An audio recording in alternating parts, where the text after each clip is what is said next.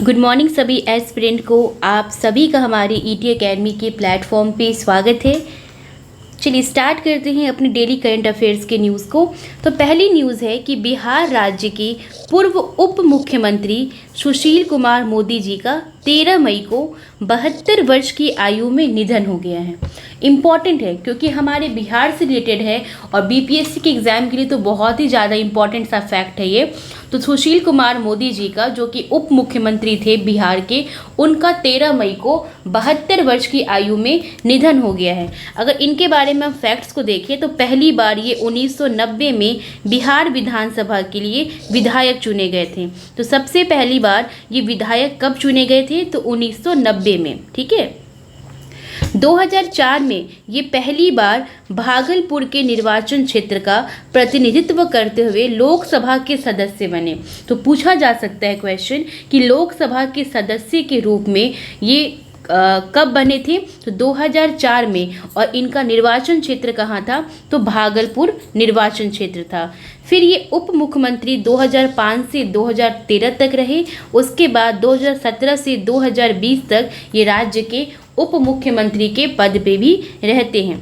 दूसरी न्यूज़ है कि भारत की अंग्रेजी भाषा के प्रसिद्ध लेखक रस्किन बॉन्ड जी को साहित्य अकादमी फेलोशिप प्रदान किया गया है। तो क्वेश्चन कैसे पूछेंगे कि रस्किन बॉन्ड का संबंध किस भाषा से है? तो अंग्रेजी भाषा से है। अगर हम रस्किन बॉन्ड जी के बारे में देखें तो इनका जन्म हिमाचल प्रदेश में हुआ है और इनकी प्रमुख पुस्तक का नाम क्या है? अच्छा, एक चीज़ देखिए, इनको जो साहित्य अकादमी फेलोशिप प्रदान किया गया है ना, तो इनके इस बुक के लिए our trees still grow in Dehra, इस पुस्तक के लिए इन्हें जो है साहित्य अकादमी अवार्ड से सम्मानित किया गया है। किन्हें? तो रस्किन बॉन्ड को। इनकी अन्य पुस्तक देखिए, the room on the roof, a flight of pigeons, the blue umbrella, angry river, ये कुछ इनकी प्रमुख पुस्तकों के नाम हैं। भारत और ईरान देश का मध्य चाबहार बंदरगाह को लेकर समझौता हुआ है। तो पहला प्रश्न क्या बनेगा कि चाबहार बंदरगाह कहाँ अवस्थित है? तो ईरान देश में ओमान की खाड़ी में चाबहार बंदरगाह जो है वो स्थित है।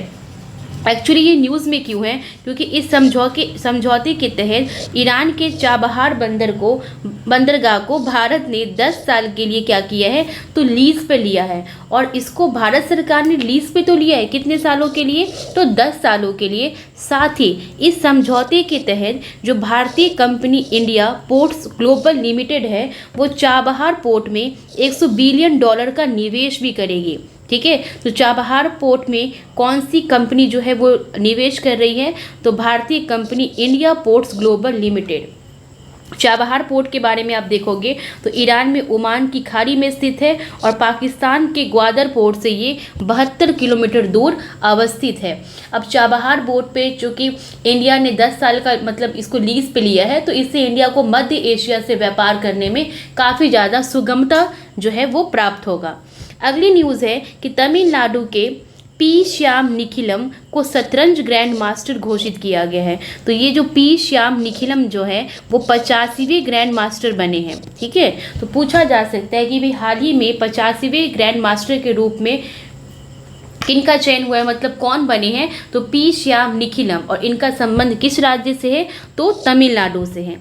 अगली न्यूज़ है कि विश्व हाइड्रोजन शिखर सम्मेलन 2024 का आयोजन 13 से 15 मई को नीदरलैंड में आयोजित किया जा रहा है। ठीक है।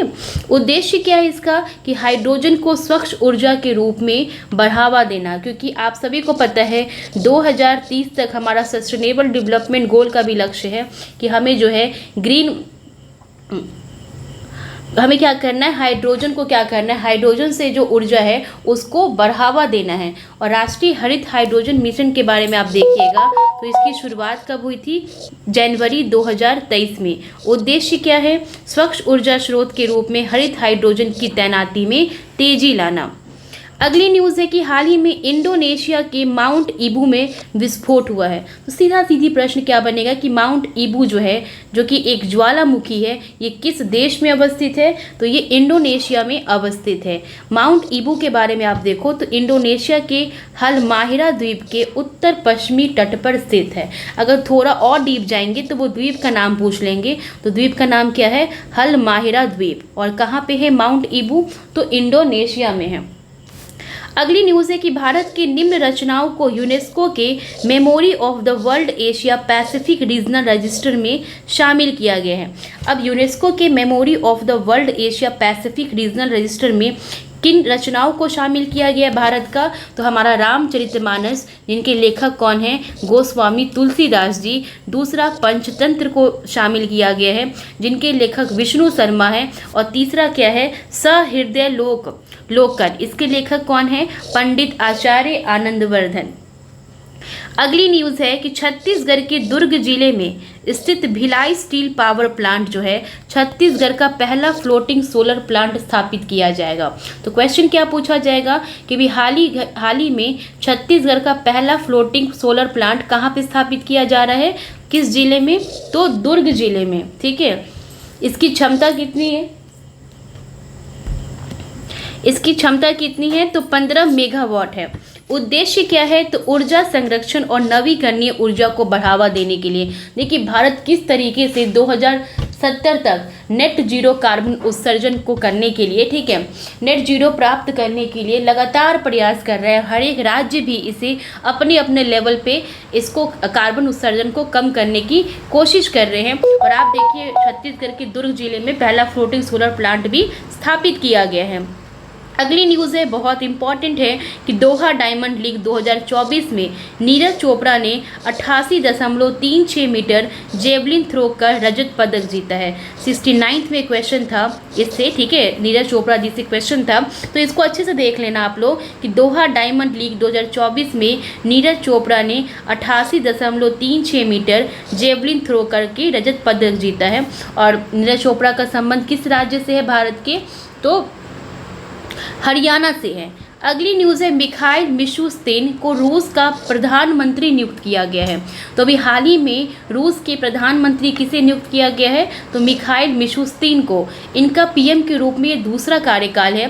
पहली बार ये 2020 में as a PM of Russia चुने गए थे। और व्लादिमीर पुतिन जो है वो हाल ही में अभी 5वीं बार जो है राष्ट्रपति वापस से निर्वाचित हुए हैं रसिया के। तो हमारे करंट अफेयर्स की सीरीज़ में आज इतना ही। उम्मीद है कि आपके लिए 10 मिनट, 5 मिनट, 6 मिनट, जितने भी देर की क्लास होती है वो यूज़फुल रहती होगी।